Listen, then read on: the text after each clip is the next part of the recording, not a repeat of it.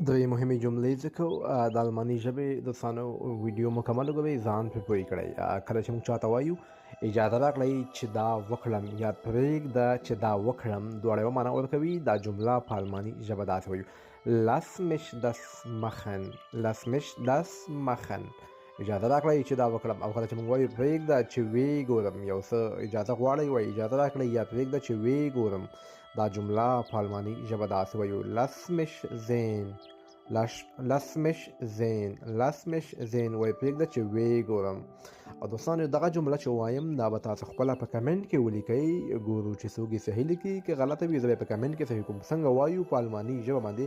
اجازه راکړئ چې فکر وکړم اجازه راکړئ چې فکر وکړم دا جمله په الماني ژبه تاسو په کمنټ کې ووایئ